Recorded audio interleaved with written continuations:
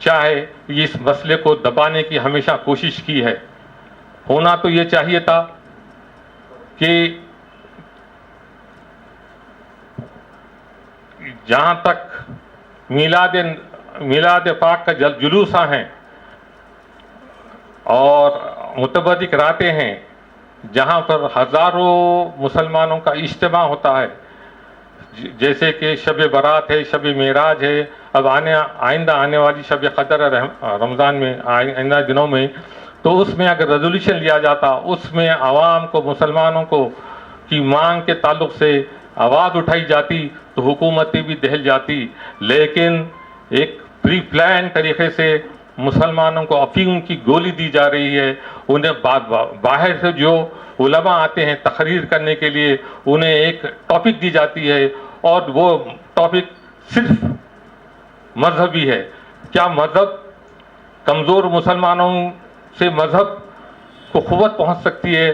یا میرے آقا کا فرمان ہے کہ اللہ تعالیٰ طاقتور مسلمان کو پسند کرتا ہے. طاقتور اس وجہ سے، چاہے وہ علم کی دنیا میں ہو، چاہے فزک کی دنیا میں ہو، چاہے کاروبار کی دنیا میں ہو، ان بھیک مانگتا نہیں. اور کسی کے سامنے بھیک مانگنا، اس کی بہت بہت تاکید کی گئی ہے کہ بھیک مانگنا نہیں چاہیے.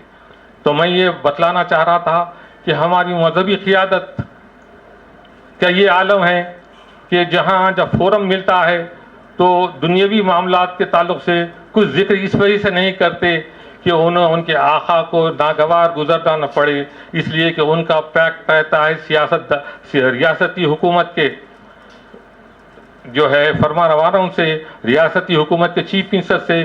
تو بڑے ہی خوبصورت انداز میں اس موضوع کو لایا ہی نہیں جاتا، چاہے یہ 12% ریزرویشن ہو، چاہے پولیٹیکل ریزرویشن ہو، ایجوکیشن میں ریزرویشن ہو، چاہے فنڈز کا معاملہ ہو، اور پولیس انکاؤنٹر میں مسلمانوں کا قتل و غارت گری کی جائے.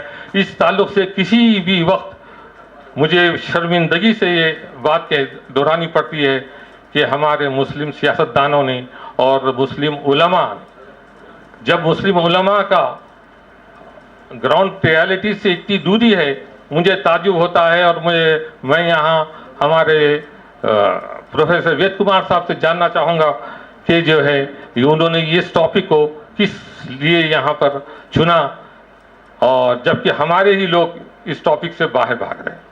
اور یہ دوران گفتگو میں یہ بتلاتا چلوں کہ ہمارے چیف منسٹر صاحب نے ایک 12 مہینے کے بعد کمیٹی قائم کی، سدھیر کمیٹی، جس کا قانونی کوئی جواز ہی نہیں.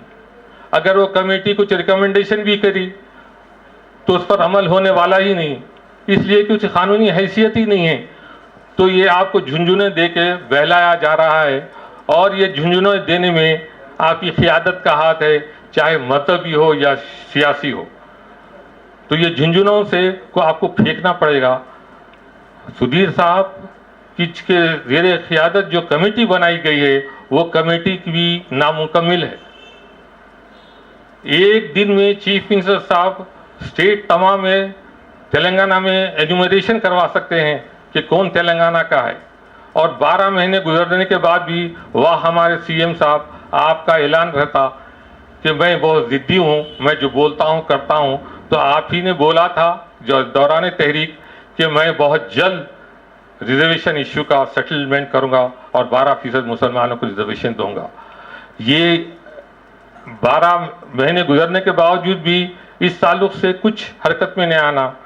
مسلمانوں میں تشویش ہو رہی ہے، اور مسلمان آپ کی ہر حرکت کو سمجھ رہا ہے. آپ سمجھ رہے ہیں کہ مجبور ہے، مجبور نہیں ہے.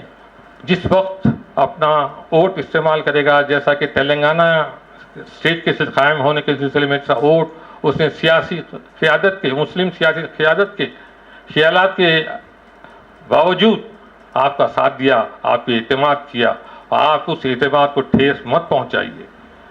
اور تلنگانہ پبلک سروس کمشنر کے طرف سے یہ اعلان آ رہا ہے 1,07,000 جائیدادوں پر تقررات ہونے والے ہیں.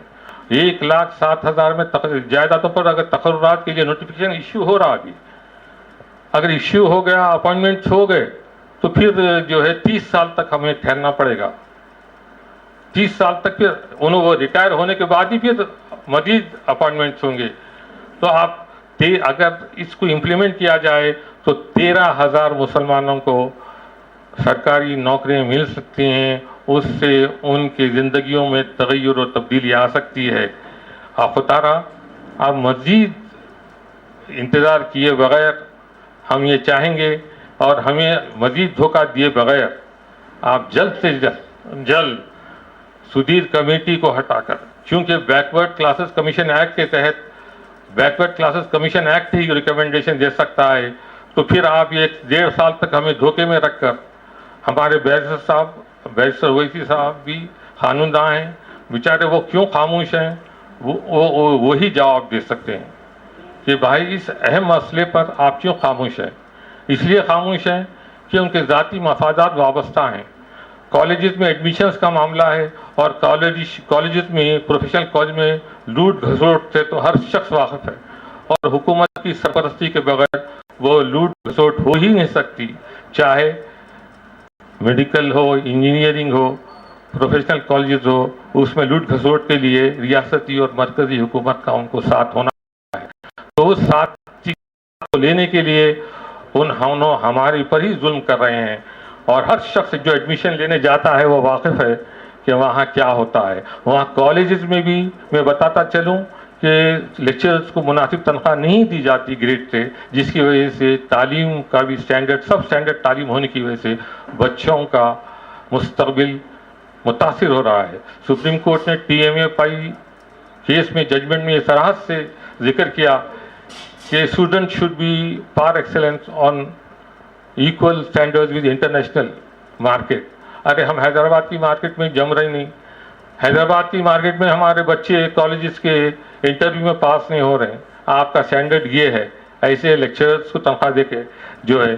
तो मैं ये चाह रहा था कि आपको इस हक़ाइक़ से वाकिफ़ करूं, ताकि आप हमारे साथ मिलकर एक आवाज़ होकर 12% रिजर्वेशन के साथ मुसलमानों को दिलाने में अगर ताउन करेंगे तो गंगा जमनी तहजीब और हमारे साथ नाइंसाफ़ी जो हो रही है, उस नाइंसाफ़ी के ख़िलाफ़ आप हमारे शाना बशाना अगर आवाज़ उठाएं तो हुकूमत भी मजबूर होगी।